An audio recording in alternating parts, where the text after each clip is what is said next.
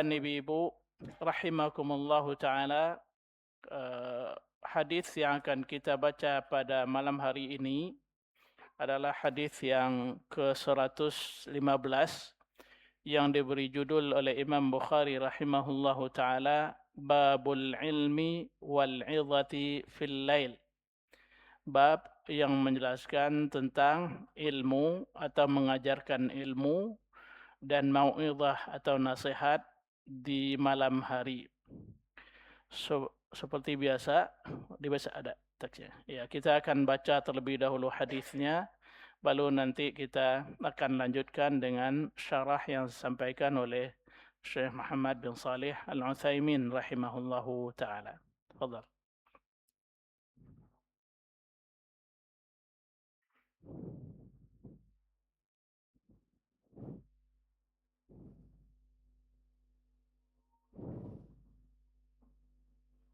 Tak nyala.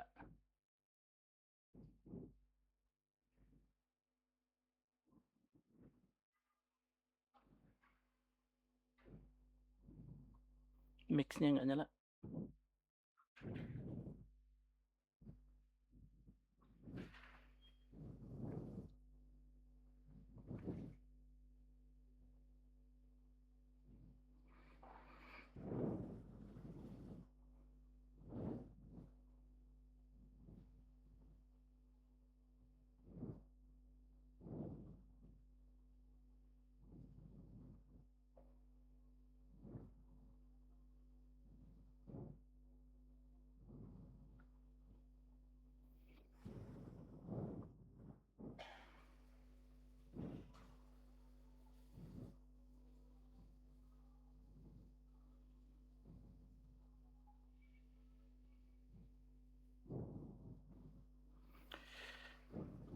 Baik, kalau enggak ada, saya bacakan aja langsung.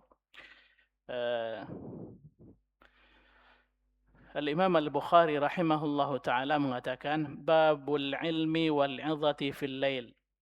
Haddathana صدقة أخبرنا ابن عيينة عن معمر عن الزهري عن هند عن أم سلمة رضي الله عنها وعمرو ويحيى بن سعيد عن الزهري عن هند عن أم سلمة قالت استيقظ النبي صلى الله عليه وسلم ذات ليلة فقال سبحان الله ماذا أنزل الليلة من الفتن وماذا فتح من الخزائن أيقظوا صواحبات الحجر فرب كاسية في الدنيا عارية في الآخرة.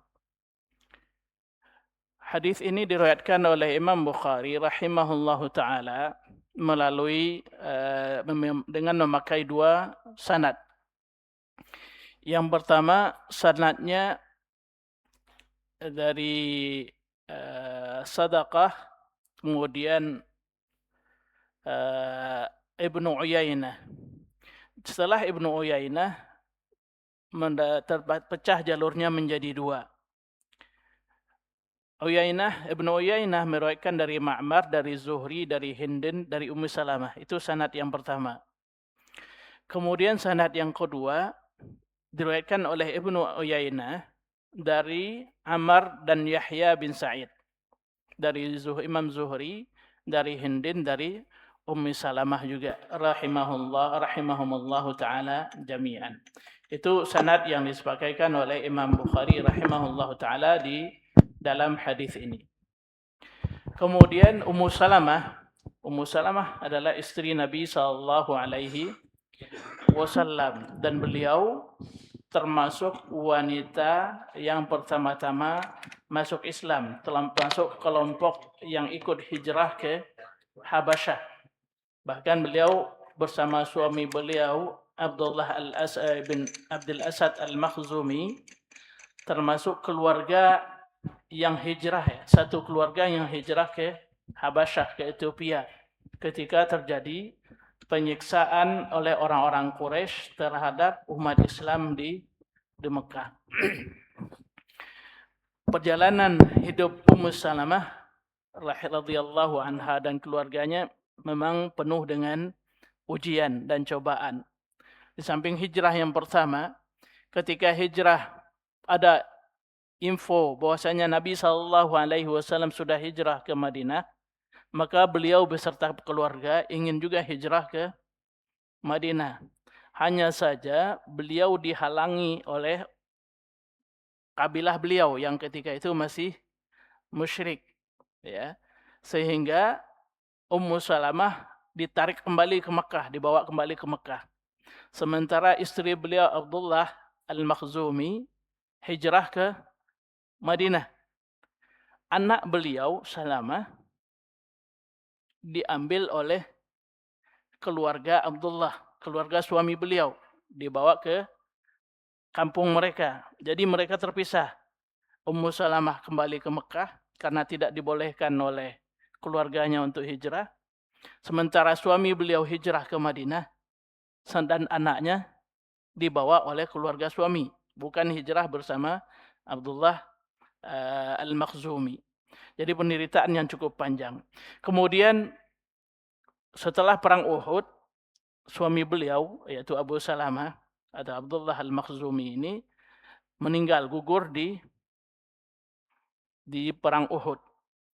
Maka ketika itu, ketika mendapat ujian, nah ini salah satu hadis yang beliau riwayatkan sendiri, ketika mendapat ujian, maka beliau berdoa dengan doa yang diajarkan oleh Rasulullah sallallahu alaihi wasallam. Dia meminta kepada Allah Subhanahu wa taala istirja, mengucapkan inna lillahi wa inna ilaihi raji'un, kemudian berdoa kepada Allah supaya diberikan ganti yang terbaik dari yang diambil oleh Allah Subhanahu wa taala. Ummu Salamah merasa bahwasanya Abu Salamah adalah laki-laki terbaik. Ya, laki-laki terbaik yang beliau kenal. Makanya ketika beliau mengucapkan doa tersebut, beliau ragu siapa lagi laki-laki terbaik setelah Abu Salamah, keluarga pertama yang hijrah, orang yang gugur di medan juang bersama Rasulullah SAW. Tapi beliau karena mendengar hadis tersebut atau doa tersebut diajarkan oleh Nabi SAW, maka beliau tetap mengucapkannya. Singkat cerita, akhirnya Nabi SAW pun menikahi beliau. Ya, berarti doa beliau diistijabah oleh Allah Subhanahu wa taala dengan memberikan suami yang lebih baik daripada Abu Salamah, yaitu Nabi sallallahu alaihi wasallam. Cerita atau kisah Islam beliau, perjuangan beliau itu sangat bagus kita baca, ya. Taib. An Ummi Salamah. Hadis ini diriwayatkan oleh Imam Bukhari dari Ummu Salamah. Ummu Salamah mengatakan, Istaiqadhan Nabiyyu sallallahu alaihi wasallam dzata lailatin. Jadi beliau menceritakan ini adalah setelah beliau menikah dengan Nabi sallallahu alaihi wasallam. Beliau mengatakan, Istaiqadhan Nabi sallallahu alaihi wasallam terbangun pada suatu malam. Faqal, kemudian Nabi sallallahu alaihi wasallam berkata, Subhanallah. Ya, menunjukkan suatu ketakjuban beliau sekaligus menunjukkan ada peristiwa yang sangat besar terjadi. Madza unzila al-lailata minal fitan?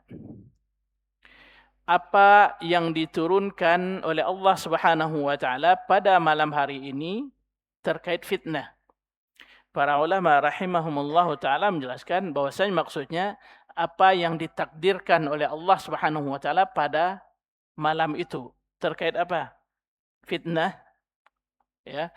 Fitnah dalam arti yang umum dan juga berarti bisa dalam arti ujian, ya. Wa madza futiha minal khazain, dan apa yang dibukakan oleh Allah Subhanahu wa taala terkait perbendaharaan harta. Kemudian Nabi SAW mengatakan, Aiqidhu sawahibal hujar. Bangunkan para penghuni kamar. Maksud beliau adalah istri-istri beliau yang lain. Ya. farubba kasiyatin fid dunya 'ariyatin fil akhirah.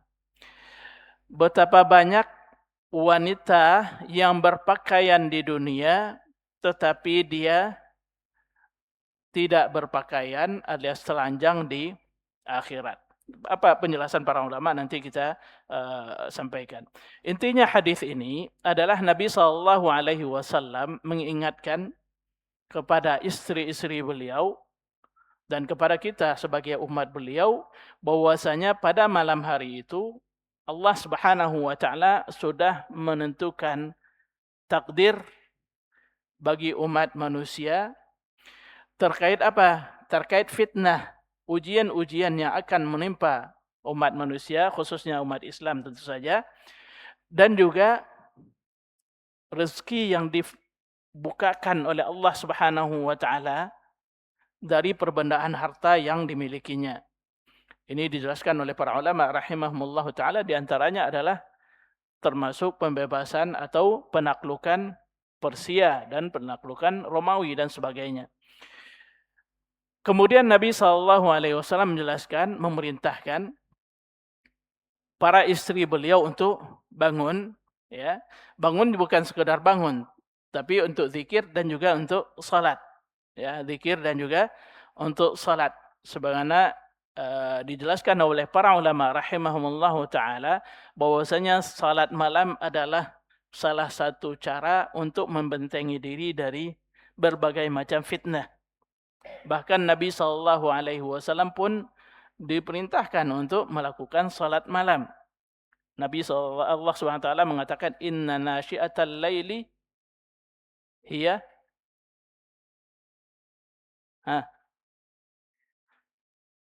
asyaddu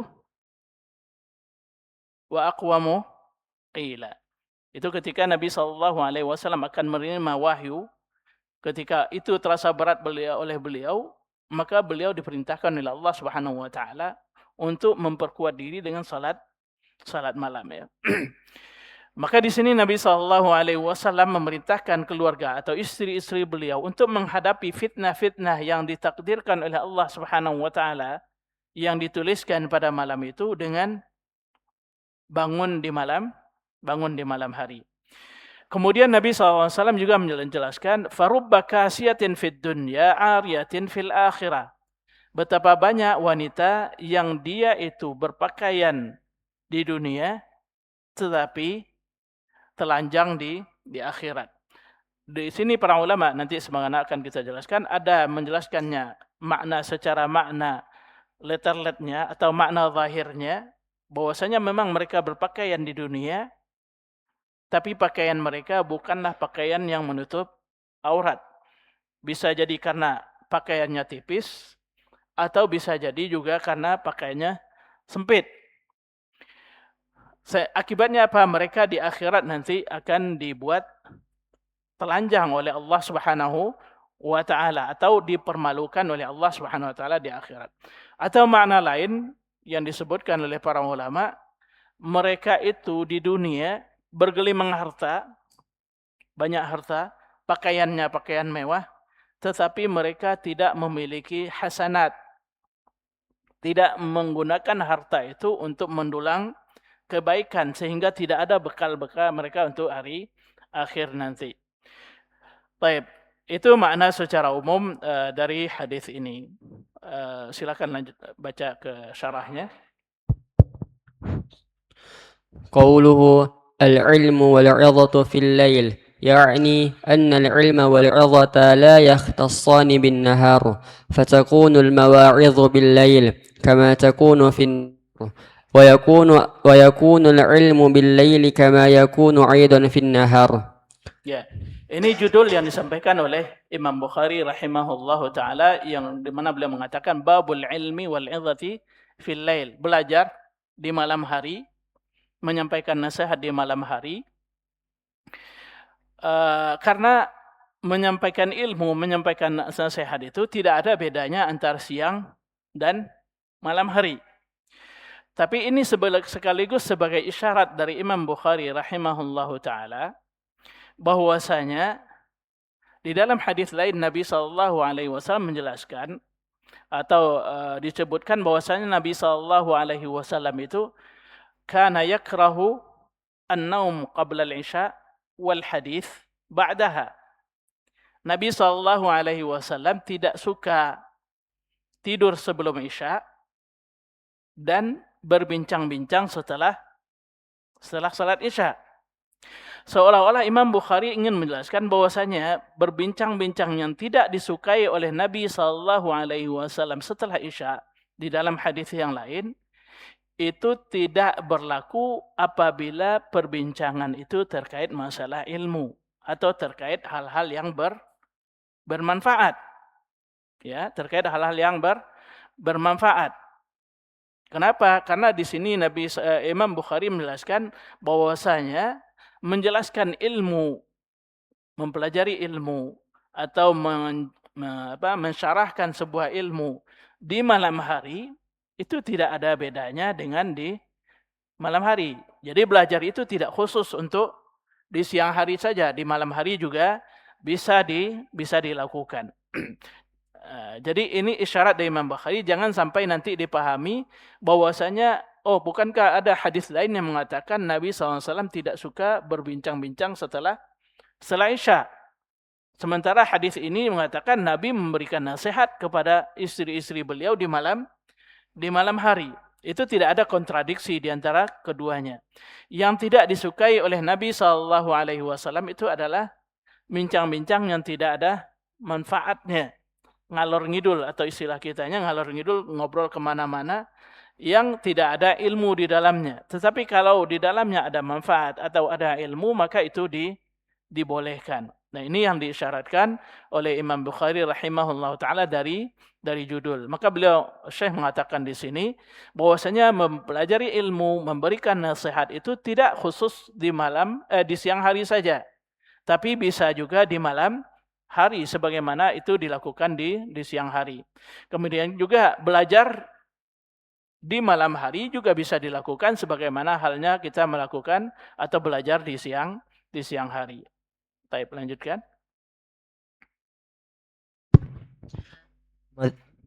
ذكر هذا الحديث وفيه أن النبي صلى الله عليه وسلم استيقظ ذات ليلة فقال سبحان الله وهذه كلمة يؤتى بها للتعجب والتعظيم. Ya, ini tadi kita katakan bahwasanya ketika Nabi SAW terbangun, bisa jadi beliau terbangun karena kaget, atau bisa jadi memang beliau menerima wahyu di malam itu, kemudian beliau menganggap hal itu adalah hal yang sangat besar, sehingga beliau mengucapkan subhanallah. Jadi ucapan subhanallah boleh kita ucapkan untuk sesuatu yang menakjubkan kita. Apakah pemandangan yang menakjubkan kita, kejadian yang menakjubkan kita, maka kita ucapkan subhanallah. Atau kita melihat sesuatu yang sangat wah, atau sesuatu yang sangat kita agungkan, maka itu boleh diucapkan subhanallah. Baik, lanjut. قوله ماذا أنزل الليلة من الفتن وماذا فتح من الخزائن والظاهر والله أعلم أن المراد ماذا قدر في هذه الليلة من نزول الفتن وفتح الخزائن وإلا فإن تلك الليلة ليس فيها قتال وليس فيها جهاد ولم يظهر فيها فتن. Ya, tadi sudah kita sampaikan juga pertanyaan Nabi SAW. Mada unzilal laylah minal fitan. Fitnah apa yang diturunkan oleh Allah di malam hari ini? Atau yang kedua, wa mada futiha minal khazain. Perbendaharaan harta apa yang dibukakan oleh Allah di malam hari ini? Maksudnya bukan Allah Subhanahu wa taala langsung merealisasikannya di muka bumi, terjadinya fitnah, bergelombang fitnah, pembunuhan ataupun peperangan, tidak. Tetapi maksudnya apa? Apa yang ditakdirkan oleh Allah Subhanahu wa taala pada malam itu. Dan yang ditakdirkan oleh Allah Subhanahu wa taala pada malam itu membuat Nabi sallallahu alaihi wasallam merasa itu hal yang agung, hal yang menakjubkan di satu sisi, namun di sisi lain merupakan ujian atau cobaan. Karena Nabi mengatakan ada fitnah, ada juga dibukakan harta atau perbendaan harta, menunjukkan bahwasanya umat Islam akan hidup bergelimang harta. Ya, madza quddira fi hadhil lailah. Jadi yang dimaksud dengan unzila di sini adalah apa yang ditakdirkan oleh Allah, bukan berarti Allah menurunkan fitnah langsung, tidak. Bukan berarti Allah membukakan pintu rezeki buat umat Islam langsung pada malam hari itu, bukan. Tapi apa yang dituliskan dalam takdir Allah Subhanahu wa taala pada malam hari itu. Wa illa fa inna tilkal laila la safiha qital. Ya, karena pada malam hari itu tidak ada terjadi fitnah, tidak ada terjadi peperangan ataupun pembunuhan, dan tidak ada juga jihad di malam hari itu. Ya, makanya Syekh menjelaskan di sini, sebagaimana juga dijelaskan oleh para ulama yang lain, ya, bahwasanya yang dimaksud dengan unzila di situ adalah yang ditakdirkan oleh Allah Subhanahu wa taala. Kemudian Ibnu Hajar Al-Asqalani rahimahullahu taala di dalam kitab beliau Fathul Bari menjelaskan bahwasanya di sini Allah Subhanahu wa taala menjelaskan, Nabi SAW menjelaskan tentang dua hal, yaitu terkait fitnah, ya, akan terjadi fitnah yang akan menimpa umat manusia secara umum dan umat Islam secara khusus, dan itu ditafsirkan oleh Ibnu Hajar dengan azab, ya, dengan azab yang bisa jadi azab dalam bentuk terbunuhnya umat manusia, atau bisa jadi terbunuh di medan tempur, atau di perperangan, atau di jihad, dan itu adalah fitnah bagi umat manusia. Dan di sisi lain, Ibnu Hajar mengatakan bahwasanya dalam hadis ini Nabi SAW juga menggandengkannya dengan rahmat Allah Subhanahu wa taala, yaitu dibukakannya atau diluaskannya atau dilapangkan rezeki bagi umat Islam. Harta yang diberikan atau dilapangkan buat umat Islam itu memiliki dua sisi. Di satu sisi dia memang merupakan rahmat dari Allah Subhanahu wa taala, semana dikatakan khazainu rahmati rabbik, perbendaharaan rahmat dari Tuhanmu. Namun di sisi lain diingatkan juga bahwasanya harta itu bisa menjadi sebab terjerumusnya seorang ke dalam fitnah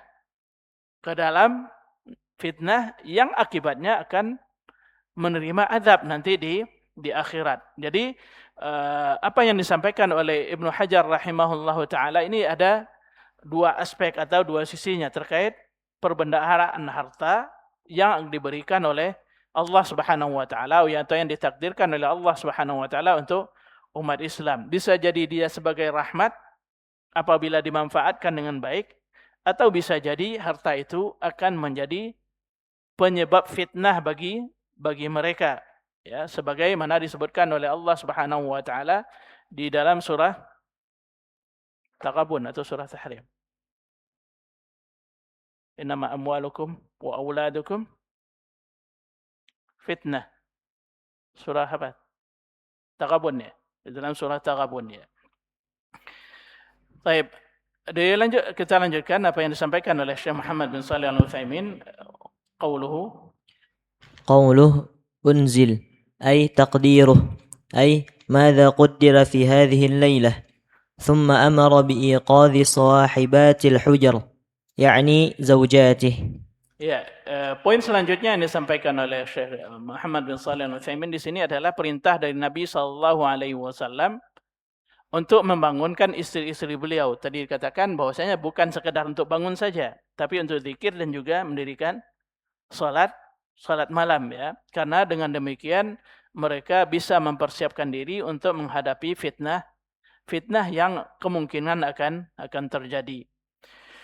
Allah Subhanahu wa taala mengatakan wasta'inu bis-sabri was-salah. Ya. Minta tolonglah kepada Allah Subhanahu wa taala itu dengan melakukan apa? Kesabaran dan juga salat. Maka diantaranya yang diajarkan oleh Nabi SAW di sini adalah untuk menghadapi fitnah yang ditakdirkan oleh Allah Subhanahu Wa Taala itu hendaknya kita melaksanakan salat. Baik, lanjut.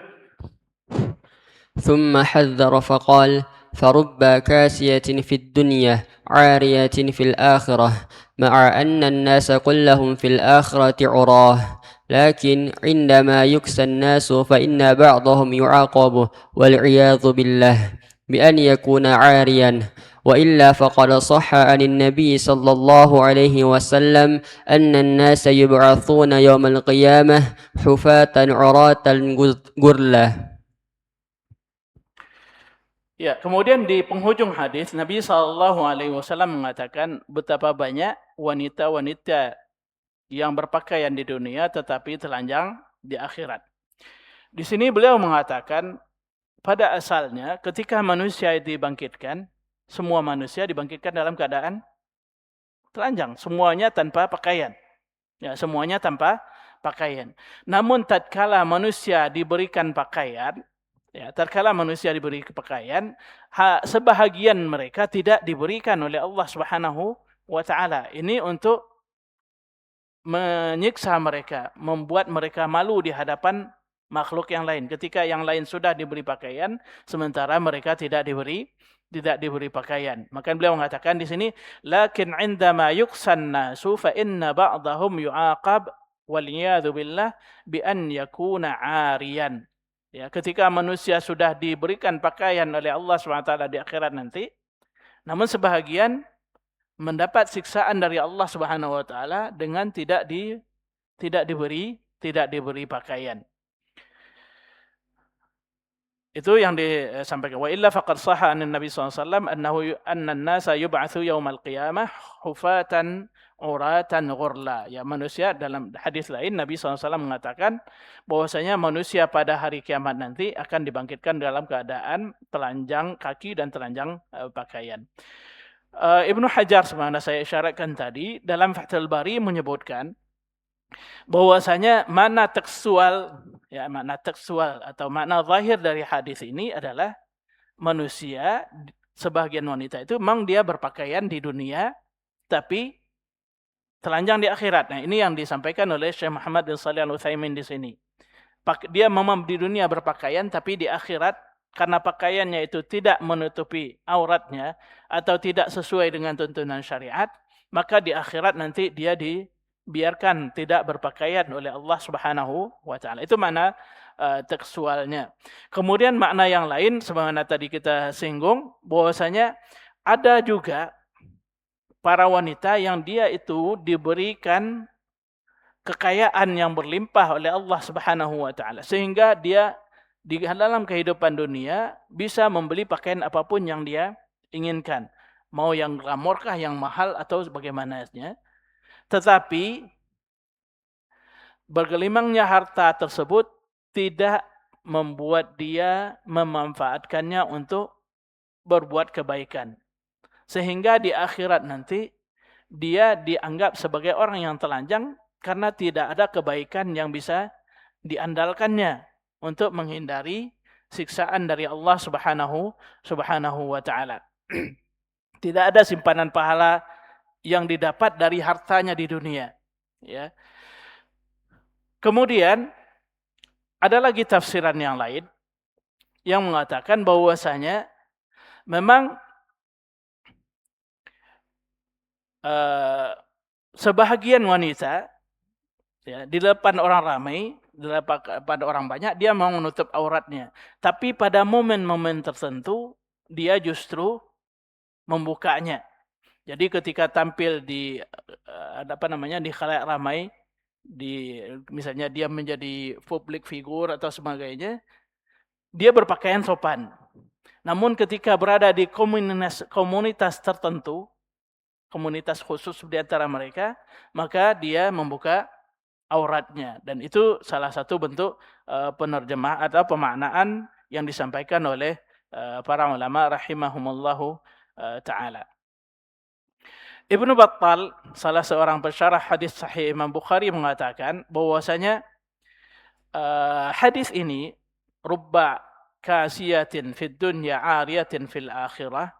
Ini merupakan peringatan keras bagi orang yang terpedaya dengan status kemewahan dunianya. Ini mirip dengan yang makna kedua tadi.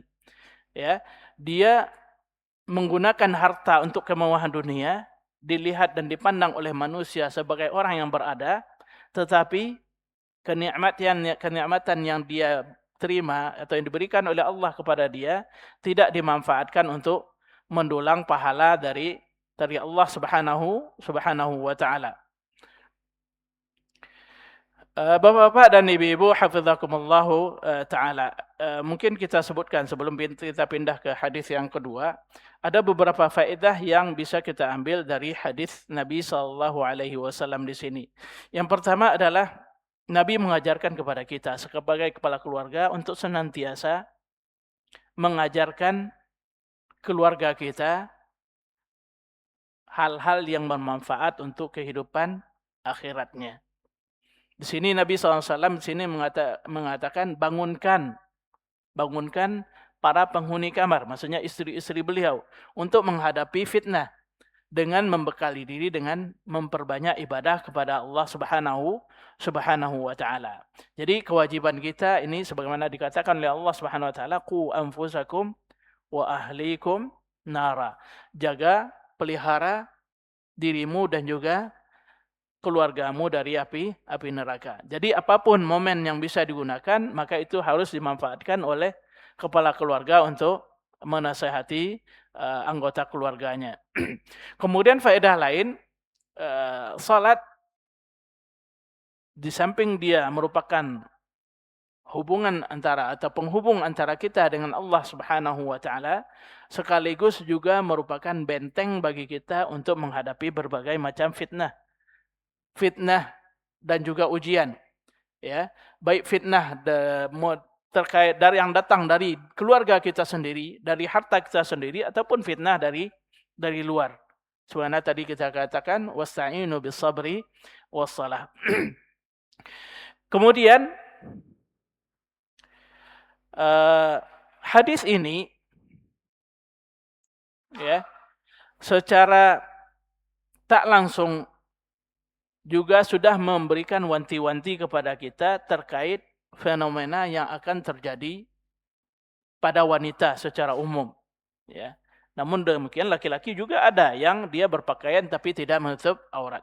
Tapi yang lebih banyak karena wanita dikatakan adalah sekujur tubuhnya adalah aurat, maka banyak permisalan untuk membuka aurat itu ditujukan kepada para wanita. Dan isyarat dari Nabi SAW ini sudah banyak, ya, semakin nyata kita lihat dalam kehidupan kita, ya, di mana orang lebih mementingkan mode atau mode, ya, baik mode jilbabnya atau mode pakaiannya, ya, lebih mementingkan penampilannya dibanding hukum syar'inya, apakah menutup aurat atau tidak, ya. Sehingga sebahagiannya walaupun mereka memakai pakaian tapi pakaian yang ketat misalnya, ya, pakaian yang ketat.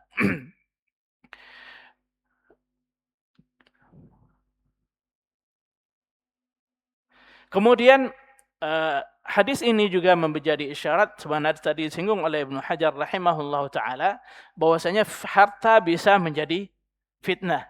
Harta bisa menjadi fitnah bagi kita apabila harta tersebut tidak dikelola dengan baik. Tidak dikelola sesuai dengan apa yang diinginkan oleh Allah Subhanahu wa taala. Itu beberapa faedah mungkin dari hadis yang ke-115. Kita lanjutkan ke hadis yang ke-116, masih terkait dengan belajar atau begadang untuk menuntut ilmu, ya, belajar di malam hari. Tafadhal.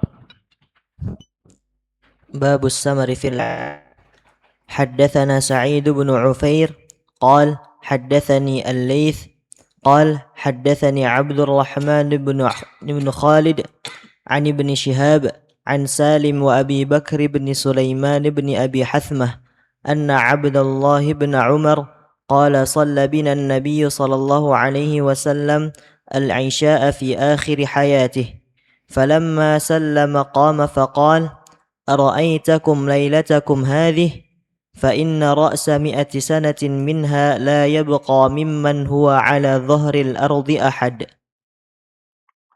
Ya, hadis selanjutnya yang diberi judul oleh Imam Bukhari rahimahullahu taala, bergadang di malam hari untuk menuntut ilmu, ya.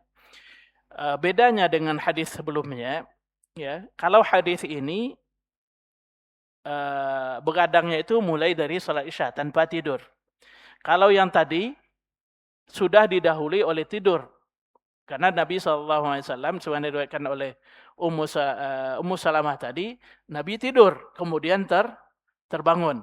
Sementara hadis yang ini berbicara tanpa didahului oleh tidur, ya. Karena di sini dikatakan shalla bina an-nabi sallallahu alaihi wasallam. Nabi salat bersama kami salat Isya fi akhir hayatihi, di hari-hari terakhir kehidupan beliau.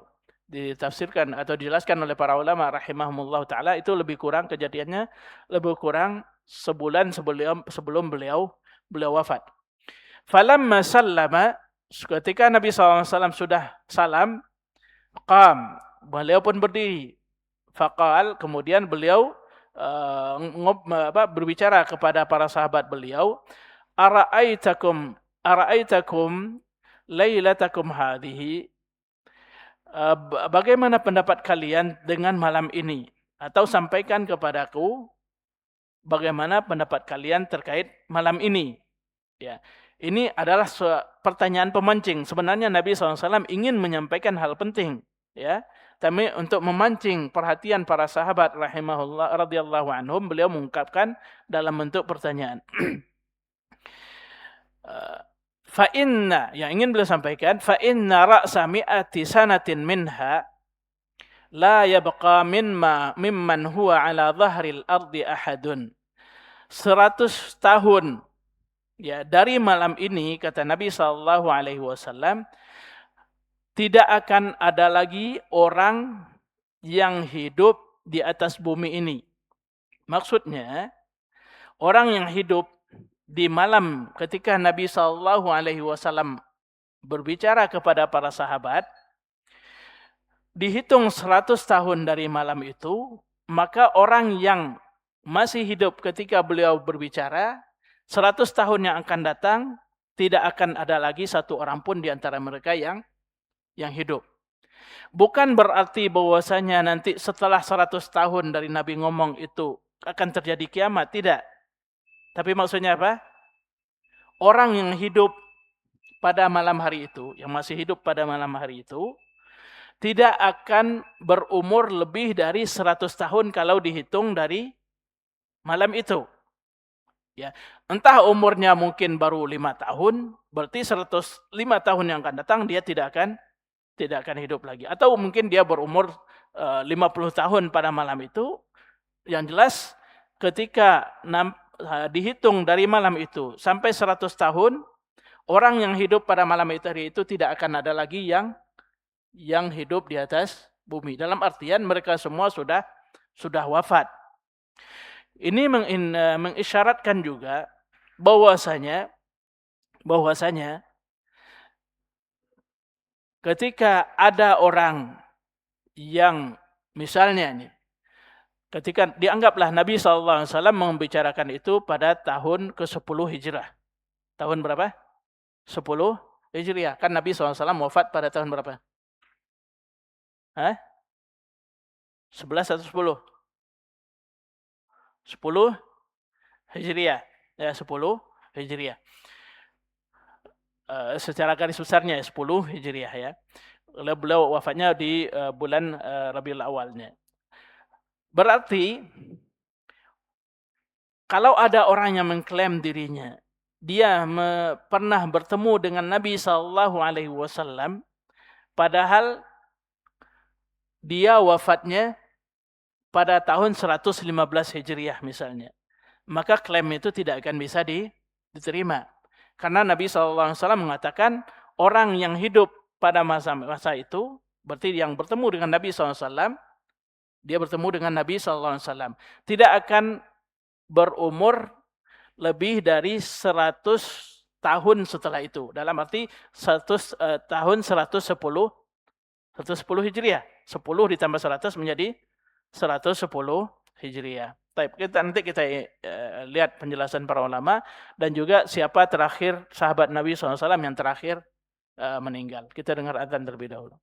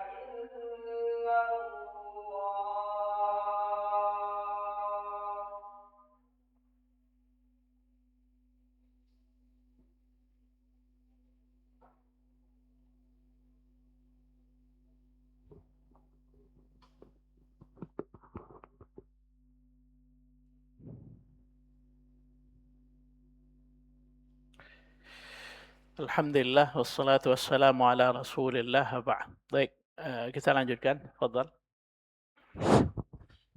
قوله أرأيتكم يعني أخبروني ماذا حصل ثم بين هذا فقال إن رأس 100 سنة منها لا يبقى ممن هو على ظهر الأرض أحد فإن قال قائل لقد بقي بعض الصحابة إلى ما بعد سنة 100 فيقال لا معارضة لأن الرسول صلى الله عليه وسلم تكلم هنا في آخر حياته والتاريخ بدأ من الهجرة يعني قبل موته ب10 سنوات فالمراد أنه بعد 112 سنة لا يمكن أن يبقى أحد لأن النبي صلى الله عليه وسلم أخبر بذلك. Lanjut. Dikit lagi. وفي هذا العموم دليل على أن الخاضر ليس باقية خلافا لمن ظن أنه باق فالصواب أنه كما مر مات في أيامه كما مات غيره. Ya. Di sini saya menjelaskan terkait ungkapan tadi bahwasanya Nabi Shallallahu Alaihi Wasallam menjelaskan tidak ada seorang pun yang tersisa di atas muka bumi ini setelah 100 tahun. Bukan berarti terjadi kiamat, tidak ada orang lagi yang hidup, bukan. Tapi maksudnya apa? Orang yang hidup pada saat beliau berbicara itu tidak akan hidup lagi setelah 100 tahun. Itu yang perlu diluruskan ya. Karena ada sebagian orang memahami bahwasanya itu prediksi Nabi SAW tentang terjadinya kiamat ketika tidak ada lagi orang setelah 100 tahun. Yaitu pemahaman yang keliru ya. Yang bertujuan untuk menyalahkan Nabi SAW. Dan ini terkait tentu saja adalah termasuk ilmu gaib yang diajarkan oleh Allah Subhanahu wa taala kepada beliau terkait masa yang akan datang ya. Karena 100 tahun bukan beliau prediksi dari dari pikiran beliau sendiri, pasti itu dari wahyu Allah Subhanahu wa taala. Kemudian kata Syekh di sini, kalau ada yang mengatakan tapi masih ada kok sahabat yang hidup setelah tahun 100 Hijriah. Masih ada sahabat yang hidup pada tahun setelah 100 Hijrah. Apakah ini bertentangan dengan ucapan Nabi SAW yang mengatakan setelah 100 tahun tidak akan ada lagi orang yang hidup saat ini, tidak akan ada lagi di muka bumi, atau tidak ada lagi yang hidup di muka bumi. Maka beliau mengatakan itu tidak ada kontradiksi di situ. Kenapa kata beliau? Karena Nabi SAW mengucapkan ini di akhir hayat beliau. Tadi dikatakan bahwasanya kejadian ini terjadi lebih kurang sebulan sebelum beliau meninggal ya. Wat tarikh bada'a minal hijrah. Sementara hitungan hijrah itu penanggalan atau tahun hijrah itu dimulai semenjak Nabi hijrah dari Mekah ke Madinah, atau lebih kurang 10 tahun sebelum beliau meninggal. Jadi tidak ada kontradiksi kalau seandainya ada orang yang masih hidup di tahun ke-100 Hijriah. Berarti itu baru 90 tahun dari Nabi SAW mengucapkan hadis ini. Ya. Makanya para ulama hadis rahimahumullah taala sepakat bahwasanya sahabat terakhir yang meninggal adalah Abu Tufail Amir bin Wasilah Al-Laitsi. Beliau wafatnya walaupun terjadi perbedaan pendapat, ada yang mengatakan 100, 102, tapi pendapat yang paling maksimal itu mengatakan beliau wafatnya pada tahun 110 Hijriah. Kalau 110 Hijriah berarti itu kalau dihitung bertepatan dengan apa yang disampaikan oleh Nabi SAW ketika beliau mengucapkannya di tahun ke-10 Hijriah. 10 ditambah 100 maka jumlahnya adalah 110 Hijriah. Kemudian saya juga mengatakan di sini, wa fi hadzal umum dalil. Hadis ini juga menjadi dalil bahwasanya Nabi Khidir. Sebagian orang mengklaim Nabi Khidir masih hidup, ya. Tapi kalau kita berdalil dengan hadis ini, maka itu tidak benar. Kenapa? Karena Nabi mengatakan 100 tahun semenjak beliau ngomong, maka orang yang hidup pada waktu itu tidak akan hidup lagi setelah 100 tahun.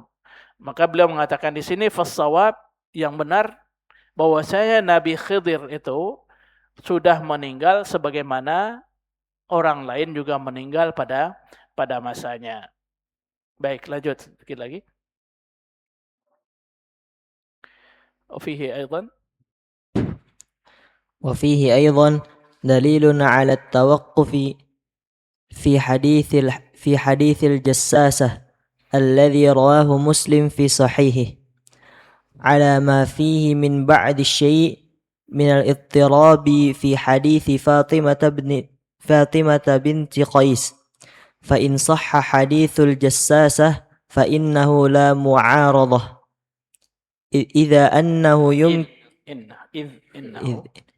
إنه يمكن أن يقال هذا عام وحديث الجساسة خاص.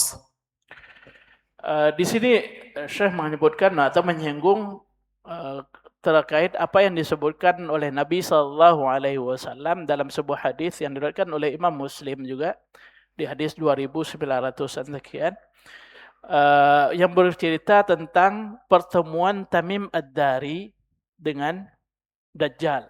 Pertemuan Tamim Ad-Dari dengan siapa? Dengan Dajjal. Ringkasnya, Tamim Ad-Dari ketika dia masih belum masuk Islam waktu itu sedang berlayar bersama rombongannya 30 orang, kemudian mereka terseret ombak sampai ke sebuah pulau. Di pulau tersebut mereka bertemu dengan sebuah hewan yang disebut dengan jassasah. Jassasah, kenapa? Karena hewan tersebut mencari info yang akan disampaikan kepada Dajjal. Tajassus, dari kata-kata tajassus, mencari-cari info, tajassus ya. Kalau bahasa ininya intel ya. Mengintel, tajassus. Jasus atau tajassus itu orang yang mengintel. Jadi ada Syekh dengan nyinggung di sini tentang hadis jassasah. Hadis jassasah itu tadi pertemuan Tamim Ad-Dari dengan hewan yang bernama jassasah yang mencari info untuk Dajjal. Ya, info terkait keadaan kondisi di luar, karena Dajjal itu terikat di sebuah pulau, ya, sebagaimana disebutkan dalam hadis itu. Maka kemudian Dajjalnya itu bertanya kepada Tamim Ad-Dari ketika diminta oleh Jassasah tadi menemui Dajjal, maka Dajjal bertanya kepada Tamim Ad-Dari dan rombongannya tentang beberapa hal. Di antaranya adalah apakah kebun di Palestina masih berbuah atau enggak. Kemudian yang kedua, apakah sungai Tiberias masih berair atau tidak. Kemudian dia juga bertanya apakah ada nabi yang ummi diutus oleh Allah atau tidak. Kemudian dijelaskan oleh Tamim Ad-Dari bahwasanya dia menjawab bahwasanya kebunnya masih berbuah, sungai Tiberias masih ada airnya, sementara Nabi itu sudah diutus. Maka Dajjal itu mengatakan kepada Tamim Ad-Dari bahwasanya berarti itu menunjukkan salah satu tanda bahwasanya waktu dia untuk keluar sudah semakin dekat. Intinya di sini apa yang disampaikan oleh Tamim Ad-Dari kepada Nabi SAW itu diiyakan oleh Nabi SAW. Nah, kenapa Syekh Muhammad bin Shalih Al-Utsaimin menyebutkan hadis ini? Beliau ingin mengaitkan apakah hadis Nabi SAW mengatakan orang yang hidup pada akhir hayat Nabi SAW tidak akan berumur lebih dari 100 tahun. Apakah ini berlaku juga untuk Dajjal atau tidak? Nah, karena kenapa? Karena pada waktu itu Dajjal sudah bertemu dengan Tamim Ad-Dari, berarti dia sudah dilahirkan atau sudah hidup. Ya, kalau kita katakan berdasarkan hadis ini berarti Dajjalnya juga akan mati. Maka di sini Syekh mengatakan beliau mengambil sikap tawakuf di sini, ya, tidak membenarkannya, tidak mengambil sebuah kesimpulan bahwasanya Dajjal mati atau enggak. Karena beliau merasa bahwasanya hadis ini ada masalah. Tapi di ujung beliau mengatakan, anggaplah kita pahami hadis yang diriwayatkan oleh Imam Muslim ini adalah hadis yang sahih. Hadis apa yang sahih, dan hadis yang disampaikan oleh Imam Bukhari di sini juga sahih. Bagaimana mengkompromikan antara kedua hadis itu, kata beliau? Yang pertama beliau mengatakan yuqal hadza amun wa hadisul jassasa khas. Hadis Nabi SAW terkait 100 tahun tidak akan ada lagi orang yang hidup pada waktu itu, akan hidup setelah 100 tahun, itu sifatnya umum. Dikecualikan atau ditaksis untuk dengan hadis Dajjal. Itu istilahnya mengkhususkan sebuah hadis yang umum dengan hadis yang khusus. Jadi hadis yang umum itu yang berumur lebih dari 100 tahun setelah Nabi berbicara tidak berlaku untuk Dajjal. Ya, karena Dajjal akan disebutkan akan muncul di akhir zaman. Kalau memang dia sudah bertemu dengan Tamim Ad-Dari, berarti umurnya lebih dari melewati tahun 100 tahun setelah Nabi SAW mengucapkan tersebut, ya. Baik Bapak dan Ibu-ibu, hafizakumullahu taala, saya tambahkan sedikit apa yang disampaikan oleh Imam Nawawi di bagian akhir yang dikutip oleh Syekh Muhammad bin Shalih Al-Utsaimin di sini, bahwasanya apa yang disampaikan oleh Nabi SAW itu sekaligus merupakan motivasi bagi kita bahwasanya umur umat Nabi Muhammad SAW itu pendek dibandingkan umur umat-umat yang sebelumnya. Maka beliau mengatakan sawaun. Kemudian juga Imam Nawawi mengatakan bahwasanya hadis ini tidak bermaksud untuk menafikan ada orang yang hidup setelah 100 tahun nanti. Karena bisa jadi dalam rentang waktu 100 tahun itu pasti ada orang yang lahir lagi. Ya, ada orang yang lahirnya di tahun 11 Hijriah, 12 Hijriah dan seterusnya. Itu mereka itu masih hidup setelah 100 tahun itu enggak jadi masalah. Yang disampaikan oleh Nabi SAW adalah bahwasanya orang yang hidup ketika itu tidak akan berumur lebih dari 100 tahun setelah Nabi berbicara. Bukan umurnya lebih dari 100 tahun, tidak. Tapi dia tidak akan hidup lebih dari 100 tahun semenjak Nabi SAW berbicara. Wallahu a'lam. Sallallahu ala nabiyyina Muhammad wa ala alihi wa sahbihi ajma'in. Mohon maaf atas segala kekhilafan dan kekurangan. Wassalamualaikum warahmatullahi wabarakatuh.